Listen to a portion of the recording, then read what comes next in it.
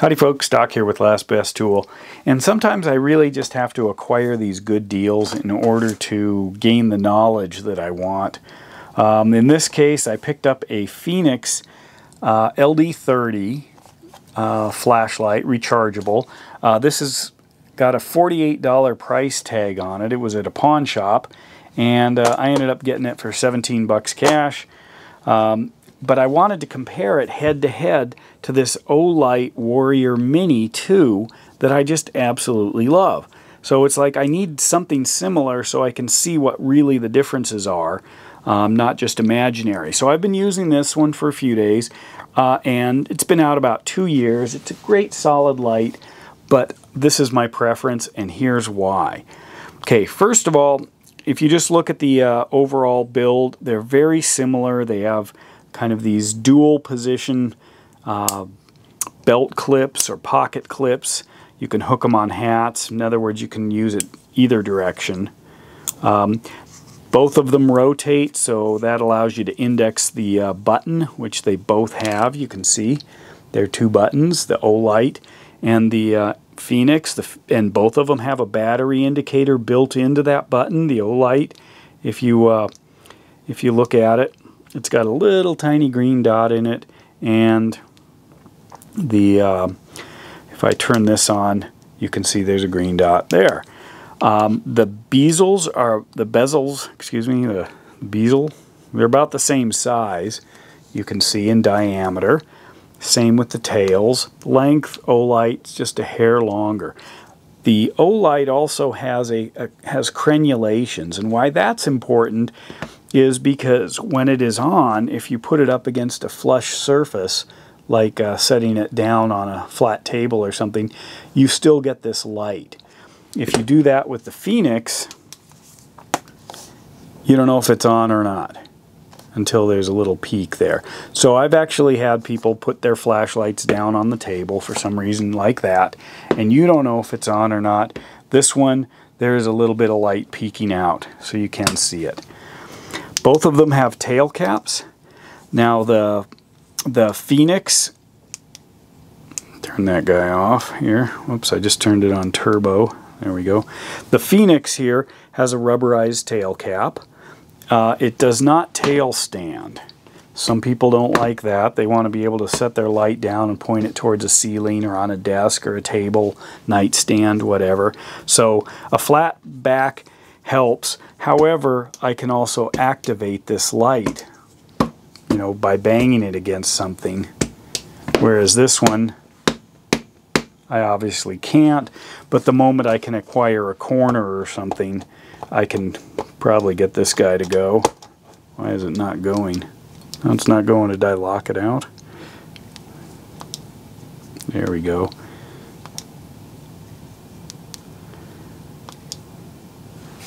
So if I hit that, I can fire it off. So this particular one uses a rechargeable battery. However, the recharging takes place at the battery level. So you take your cord and you plug it into the battery and charge it up. Now, the reason you'd want that versus an external charging port is simply because you can make it a little more watertight, a little more dust proof, you know, one less point of failure. Olight handles that same situation by providing the kind of this magnetic connection that just snaps right on and charges the light, and again, no open port. But you have to have the special connection here, otherwise you can't charge it unless, of course, you pop this out. And they're both 18650s. If you look at these guys, they're both 3500 milliamps, 3.6 volts. Actually, this one says oh wait, that's that's input. Anyway, these are very similar, so you can charge them in a conventional charger designed for big rechargeable batteries like this. The lights also can be switched out in order to take the CR123 batteries. So if you happen to not have your another large battery or you don't have a charger or something, you can just drop that out and drop a couple of the CR123s in there and then continue your work. Now, one of the big things I like about the Olight is a simple thing.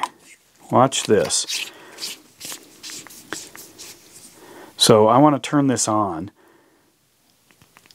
Nothing happens with this switch. This Olight, I can hold that in and I can actually go through different light settings. There's on, here's on. This is in the lowest. And what I can do is hold this button down to get it into the lowest setting. And that's important in really dark light, where I can hold it in and it cycles through. If I turn it off, the next time I turn it on, it's full blast. Or if I hold the button down, it starts over at that lowest setting. Right there, you can see it. That's critical. Whereas the Fenix, if I fire it up, so I have to turn it on with this button, and then I can cycle through the brightnesses here. Well, if I turn it off,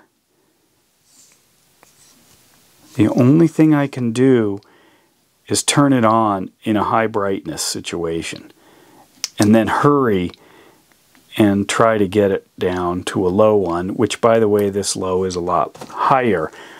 In fact, if we look right here, they call it Eco, and it's 30 lumens.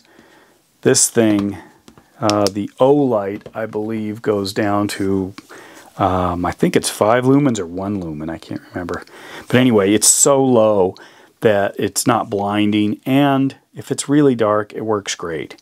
Another thing is the proximity sensor. You noticed I got this thing full blast right up by my, whoops, there's the strobe. And you have to cycle out of those. Kind of a pain. This one ticks, so right there, it's super bright and I can feel that heat. Well, Olight, if I go to their bright setting, let me go back into it, you can see it throttles down. Let me move the light here. You see that as I get close? So it's not both as dangerous and as bright. So they've thought about that, so they put a proximity sensor in it that detects your nearness to an object, which is a reflective surface. So that alone is worth quite a bit to me. Anyway, they're both similar in price, similar in design, similar in form factor, but the Olight Warrior Mini, I love this thing. I did a video, I don't know if it'll be before or after this, on the Leatherman Wave as far as the evolution. But this essentially, this is the Warrior Mini 2. There was a Warrior that they learned a lot about, and then they came out with the Warrior Mini and learned a lot about it, and now the Warrior Mini 2. So you've got generations of exploration and evolution in this flashlight. And when that's why I wanted the comparable. It's I start using it and realize, wait a minute, I don't like that, or that's a problem, or I keep thinking, how do I turn it on? Let's say you're, in a real dark, small area and you just want a simple low light just to check something. There's nothing I can do to turn this on in a guaranteed low position. So I go ahead and maybe hold my hand over it and then start cycling through till I get to that. Nope, too bright, I've lost my night vision. Olight, I can just hold this down, and there it is. And then, if I do need to hit something with, I want to use a defensive weapon, I want to hit something with a really bright light really fast, I go to the base, and I can just push it all the way in for the maximum power. Right there. And if I click it, it'll stay on. If I hold it momentarily, it goes off when I release my finger, so I've got that. Whereas this, well, what if I'm in the lowest setting and I want to blind somebody because I'm using it as a defensive weapon, or, I really want to fire it out without any delay.